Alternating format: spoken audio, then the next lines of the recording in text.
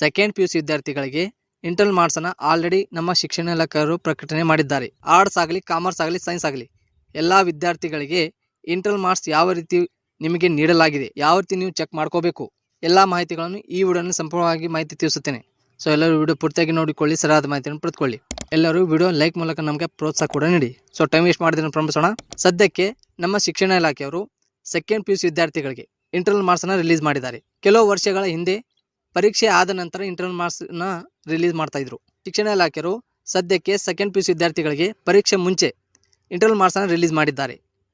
So ನೀವು ಯಾವ ರೀತಿ ಕಾಮರ್ಸ್ ಆಗಲಿ, ಆರ್ಟ್ಸ್ ಆಗಲಿ, ಸೈನ್ಸ್ ವಿದ್ಯಾರ್ಥಿಗಳಿಗೆ ಕನ್ನಡ, ಹಿಂದಿ, ಸಂಸ್ಕೃತ, ಇಂಗ್ಲೀಷ್, ಮ್ಯಾಥ್ಸ್ ಈ ಸಬ್ಜೆಕ್ಟ್ಗೆ ಸಂಬಂಧಿಸಿದಂತೆ ಇಂಟರ್ನಲ್ ಮಾರ್ಕ್ಸನ್ನು ನೀಡುತ್ತಾರೆ. ಕಾಮರ್ಸ್ ವಿದ್ಯಾರ್ಥಿಗಳಿಗೆ ನೋಡೋದಾದರೆ ಎಲ್ಲ ಸಬ್ಜೆಕ್ಟ್ ಮೇಲೆ ಡಿಪೆಂಡ್ ಆಗಿರುತ್ತದೆ.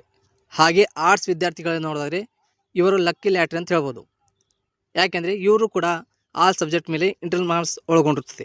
ನಿಮಗೆ ಯಾವ ರೀತಿ ಚೆಕ್ ಮಾಡ್ಕೋಬೇಕಂದ್ರೆ ನಿಮ್ಮ ಕಾಲೇಜಿನಲ್ಲಿ ಪ್ರಕಟಣೆ ಕೂಡ ಮಾಡಿರುತ್ತಾರೆ. ಕಾಲೇಜ್ ಗ್ರೂಪ್ ಆಗಿರ್ಬೋದು ಅಥವಾ ನಿಮ್ಮ ಕಾಲೇಜಿನ ಡ್ಯಾಶ್ ಬೋರ್ಡ್ ಆಗಿರ್ಬೋದು, ಈ ರೀತಿ ಪ್ರಕಟಣೆ ಕೂಡ ಮಾಡಿರುತ್ತಾರೆ. ಈ ವಿಡಿಯೋನಲ್ಲಿ ಇಷ್ಟು ಮಾಹಿತಿ ಒಳಗೊಂಡಿತ್ತು.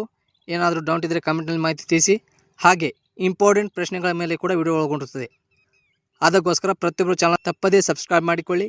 ಹಾಗೆ ವಿಡಿಯೋನ ಲೈಕ್ ಮೂಲಕ ಪ್ರೋತ್ಸಾಹ ನೀಡಿ. ಸೊ ಎಲ್ಲರೂ ವಿಡಿಯೋ ನೋಡೋದಕ್ಕೆ ಧನ್ಯವಾದ.